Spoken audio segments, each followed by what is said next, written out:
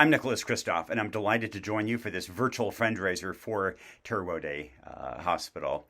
And that's because, look, as a reporter, I've seen all kinds of really terrible things around the world, and I've reported on them, and they're they've been traumatic sometimes. But there's nothing I've seen that is just more wrenching than that of an obstetric fistula striking a woman or girl. And often it's just a girl whose life seems to be completely over when it's barely begun. There was a girl I met in Ethiopia, Mahabuba.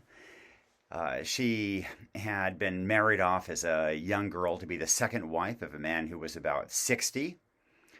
She eventually became pregnant. She delivered on her own in the bush without any birth attendant, without any midwife, without any doctor. And she became an obstructed labor. She couldn't deliver. After 7 days, she fell unconscious. And at that point, somebody summoned a birth attendant. It was too late. The fetus was still born. But that obstructed labor had left her with internal injuries that created a fistula, a hole, with her bladder and with her rectum. She was incontinent. She was leaking waste. And in addition, she had nerve damage called foot drop on both legs, which is also a common side effect of a fistula.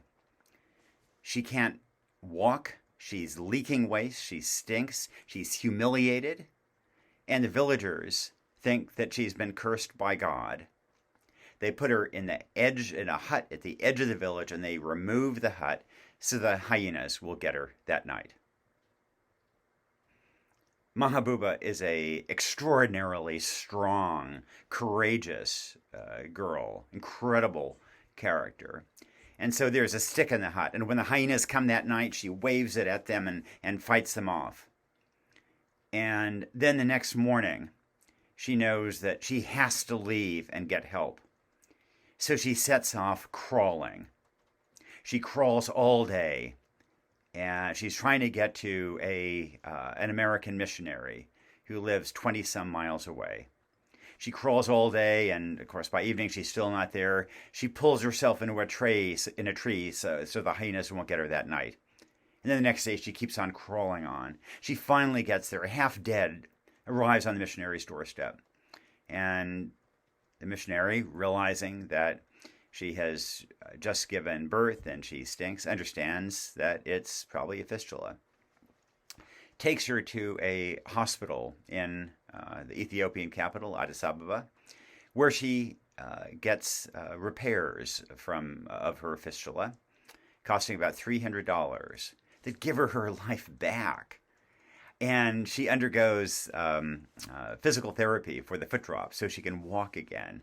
And as she's undergoing that, the hospital is short-staffed, so they ask her to help out, and they give her responsibility. And first it's cleaning up the floor, and then changing sheets, and helping other patients.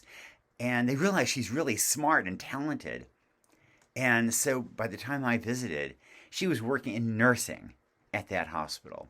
And to me, that story of Mahabuba just underscores both the tragedy of fistula and have it ruin so many young lives, but also the opportunity here, the hope that when we repair fistulas, when we give these girls their lives back, then they can indeed engage and support and benefit their communities, their neighbors, their countries.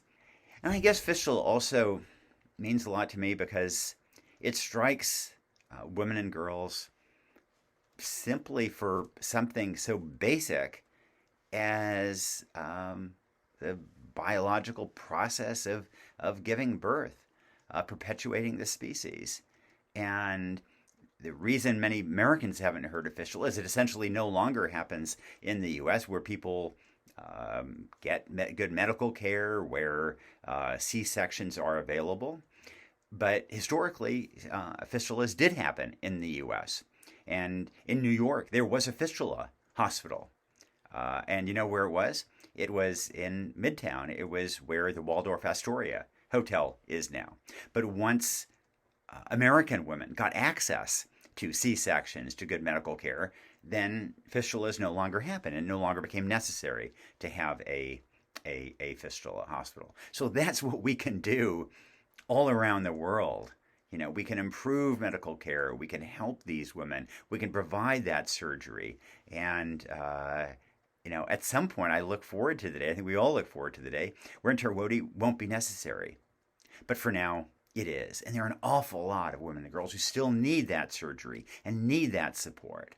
And if they don't get it, then they're stuck, like Mahabuba, unable to walk, leaking waste, in many cases thinking that they've been cursed by God. And to see those women and girls who feel that way, it just breaks your heart. Now, I guess that's why this issue has touched me so much. It maybe seems strange for, a New York Times columnist who could have been writing about, White House issues or wars abroad or, Russian-American relations, all these other issues, to come back repeatedly to the topic of fistula. And that's because it is an issue that is so wrenching and yet so easy to fix. We all have a lot of causes that we care about, and I'm certainly not going to. There are a lot I care about. I'm not going to dismiss any other cause, but there is something special about fistula, that it is so devastating, and yet it is something that is fixable. In most cases, it is repairable, and it often involves young girls who can get their life back. And there is just nothing so joyous as seeing a girl who's had that repair, and then she finds that she can hold her urine, that she's not leaking feces. And that sense of joy and of recovery of their life, that just is one of the happiest things you can see in the world. And that too is a reason I come back to this issue. It is such a tragedy that there are so many women and girls around the world who don't get that care, who languish in their villages year after year, feeling that sense of shame, abandoned by their husbands, by their families, because they stink, when we can give them this surgery. I so deeply believe that the mission of Terrewode and the mission of all of you today attending this virtual fundraiser is so important. It's transformative for those women half a world away, and for modest sums, we can do the right thing and give them their lives back. So I'd like to thank you all for attending this fundraiser, for the support for a great organization, and we truly can help in modest ways, help these women raise half the sky. Thanks so much.